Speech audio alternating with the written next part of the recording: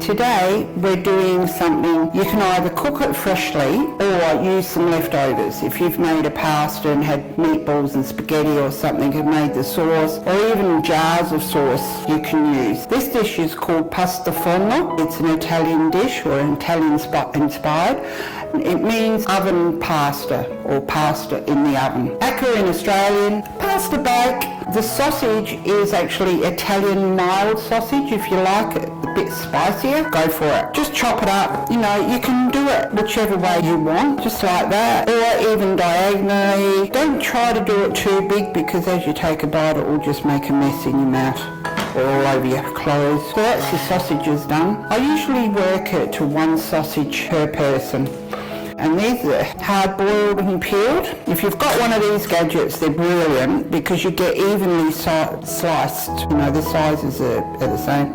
Either do it lengthways or sideways. Cool bananas, that's it. That's how it's done. The other way, if you don't have a gadget, just do it with a good old knife. Although it doesn't cut as neat, and I certainly don't get it as nice and evenly. Doesn't really matter. Next bit. I find penne is really the pasta of choice because of the holes and the sauce goes into the tubes. You get all the flavour happening. Spoon some in just so that I don't do my usual messy self. Just put enough on the pasta in the bowl. Give it a stir around. That's just to give it a coat so that it doesn't get too dry. You can use leftover pasta or cook it fresh. And to help stop it sticking together once it's cooked, some people put the oil in the water. It's not necessary. When you strain it off, put it in a bowl, add a little bit of the water that it's been cooked in and a bit of olive oil and just toss it through and that stops it from sticking. You can see how loose and even that is. There we go, that's about it. Right, now we'll get our dish for assembly. Really, it's so easy to do this one.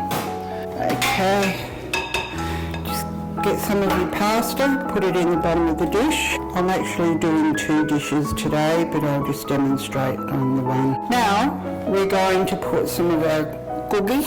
Just layer it. Doesn't matter if it's just the egg whites or what. It's usually working on 1 hard-boiled egg to each person. Right, now we're going to do a sprinkle of shredded ham evenly over it. Right, so we're going to put in our sausage. Just spread it around.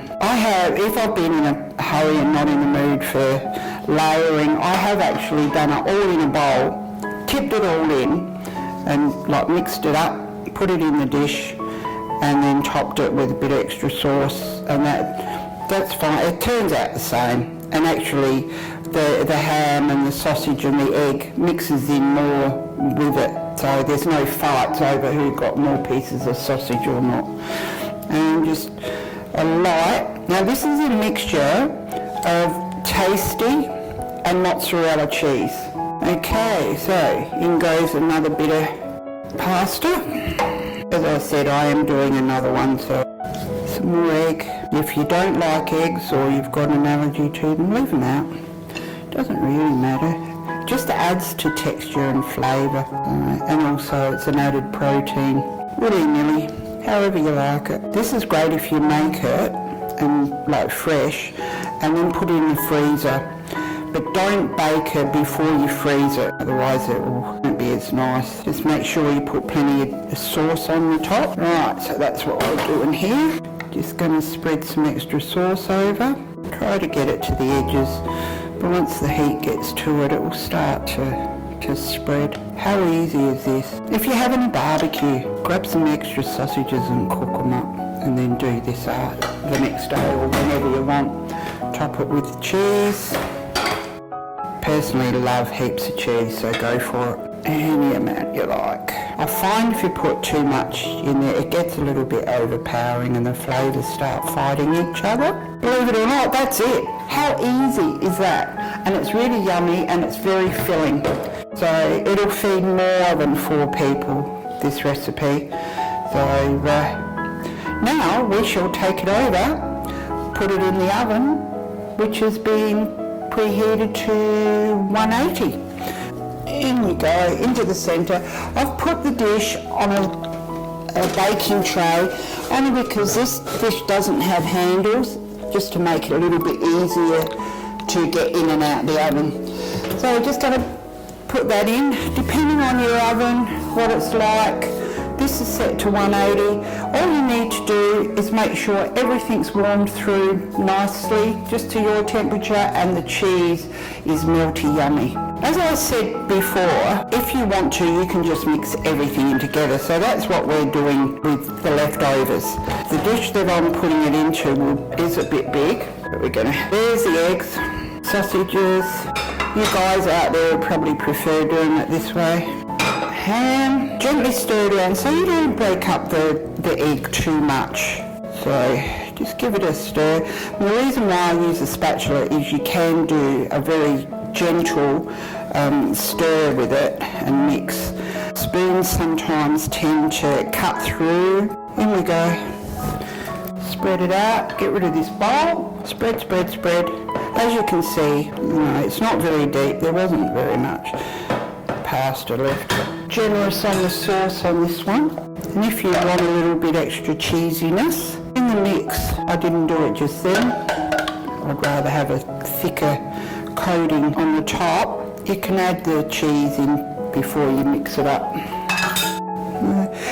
You don't have to use home-cooked sauce. Now the cheese. I find this is very popular. I quite often make if we're going to friends and it's a potluck, I'll make this in a great big dish, and I don't have a chance to bring any home. There we go. That's number 2 method. Okay, so take tear the sheet, the leaves off. Check the leaves, make sure that they're okay. If you've got young children, sometimes it's a better idea to make them smaller. Next is your red onion, really thin slices. You can use a mandolin or anything to do all this. Okay, I think that'll be enough.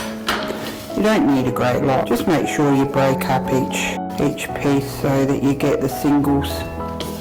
But then chuck it in the bowl. Cucumber, peel it or not, totally your own choice. I haven't got a lot around because I like a bit of a special effect, as you'll see when I slice it. Last week when I did a salad, I de-seeded. I'm not going to do that today, just as something different.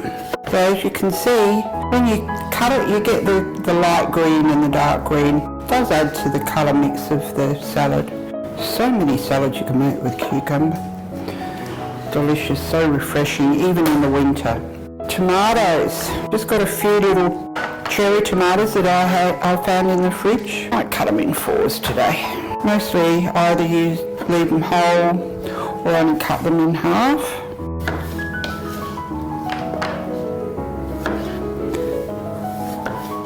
It's another thing that you could get the children involved in when you're preparing salads, teaching them how to use like knives. Get one that's suitable for them. Okay, chuck it in. Capsicum. Take out the seeds. Not going to waste that. Now just do it thin. Some people could add spring onion tops to this. I just like to keep it fairly basic. It's the best way. I'm going to cut them in half. Put them in the dish. Now we've got some beautiful fresh basil leaves. We just want baby ones.